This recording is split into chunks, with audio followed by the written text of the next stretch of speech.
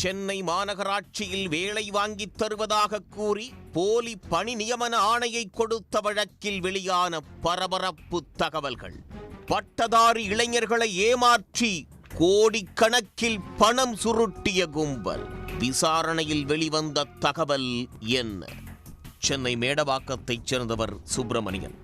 ஓய்வு பெற்ற ONGC பணியாளர் ஆவார். இவரது மகன் வெங்கடாச்சலம் என்கிற வெங்கடேஷ் MBA பட்டதாரியான இவர் வேலை தேடிக் கொண்டிருந்தார். பக்கத்து வீட்டில் வசிக்கும் பாஜகவைச் சேர்ந்த லதா சென்னை மாநகராட்சியில் துப்புரவு ஆய்வாளர் பணி இருப்பதாகவும் சிந்தாதிரிப்பேட்டையைச் சேர்ந்த பாஜக நிர்வாகி ஜெயச்சந்திரனை நேரில் சந்தித்தால் உங்கள் மகனுக்கு வேலை உறுதி என்று உத்தரவாதம் அளித்ததாக தெரிகிறது. அதன்படி ராமசுப்பிரமணியன் தனது மகன் வெங்கடாச்சலத்தின் வேலைக்காக 26 லட்சம் ரூபாயை ஜெயச்சந்திரனிடம் கொடுத்துள்ளார். கடந்த 2023ஆம் ஆண்டு சென்னை மாநகராட்சி அலுவலகத்திற்கு வரவழைத்து ஜெயச்சந்திரன் அவரது கூட்டாளி ஜோஷிதா இருவரும் ஒரு பணி நியமன ஆணையை வழங்கியுள்ளனர். மயிலாப்பூர் மந்தைவெளி பகுதிகளில் உள்ள குப்பை தொட்டிகளில் இருந்து குப்பைகள் முறையாக அகற்றப்பட்டுள்ளதா என்று போட்டோ எடுத்து அனுப்ப வேண்டும் என கூறியுள்ளனர்.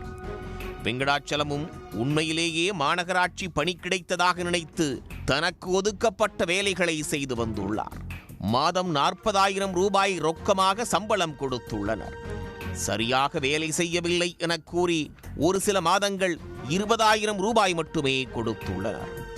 இந்நிலையில் கடந்த சில மாதங்களுக்கு முன்பு கார்ப்பரேஷன் அலுவலகம் அருகே வரவழைத்து ஜெயச்சந்திரனும் ஜோஷிதாவும் ஒரு மூடி முத்திரையிடப்பட்ட கவரை அவரிடம் கொடுத்துள்ளனர். அதில் 14 லட்சம் ரூபாய்க்கான காசோலை இருக்கிறது, அரசு கருவூலத்தில் அதை செலுத்த வேண்டும் என கூறி வெங்கடாச்சலத்திடம் கொடுத்துள்ளனர். வெங்கடாச்சலம் அவர்கள் கொடுத்த அந்த கவரை கவனக்குறைவால் தொலைத்து விட்டதாக கூறப்படுகிறது. இதையடுத்து 14 லட்சம் ரூபாய் கட்டவில்லை என்றால் காவல் நிலையத்தில் ஒப்படைத்து விடுவோம் என்று வெங்கடாச்சலத்தை ஜோஷிதாவும் ஜெயச்சந்திரனும் மிரட்டியுள்ளனர். இதனிடையே இவர்களின் நடவடிக்கையில் சந்தேகமடைந்த சுப்பிரமணியன் தனக்கு தெரிந்த வழக்கறிஞர்களை மாநகராட்சி அலுவலக வளாகத்திற்கு வரவழைத்துள்ளார். வழக்கறிஞர்கள் சம்பவ இடத்திற்கு வந்து துருவி விசாரித்த போது ஜெயச்சந்திரன் ஜோஷிதா இருவரும் மோசடி பேர்வழிகள் என்பது தெரிய வந்தது. இதையடுத்து இருவரையும் பெரியமேடு காவல் நிலையத்தில் ஒப்படைத்தனர். விசாரணையில் ஜெயச்சந்திரன் சென்னை கிழக்கு மாவட்ட பாஜக பட்டியலணி செயலாளராக இருந்தவர் என்பது தெரிய வந்துள்ளது. ஜோஷிதாவுடன் சேர்ந்து இதேபோல் 22க்கும் மேற்பட்டோரிடம் சென்னை கார்ப்பரேஷனில் வேலை வாங்கித் தருவதாக கூறி பண மோசடி செய்ததாகவும் தெரிய வந்துள்ளது. இதையடுத்து IAS அதிகாரிகளின் கையெழுத்துடன் இருப்பதைப் போல் போலி பணி நியமன ஆணைகளை வழங்கிய இருவரையும் போலீசார் கைது செய்தனர். மேலும் ஜெராக்ஸ் கடை உரிமையாளரான ரேவதி என்ற பெண்ணும் கைது செய்யப்பட்டுள்ளார்.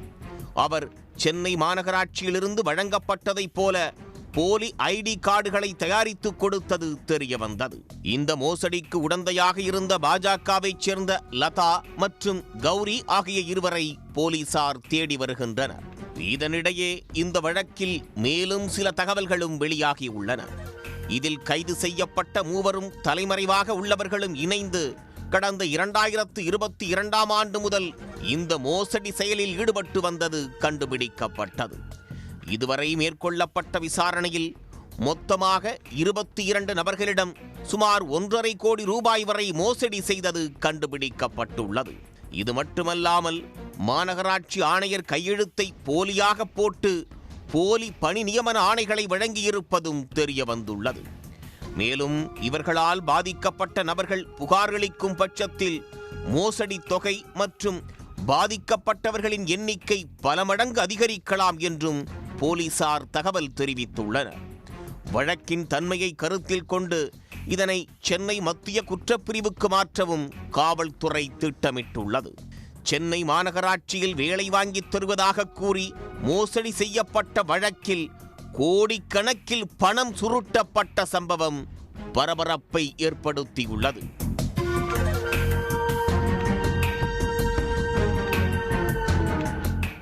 உடனுக்குடன் செய்திகளை தெரிந்து கொள்ள சன் நியூஸ் பெல் ஐகானை கிளிக் பண்ணுங்க.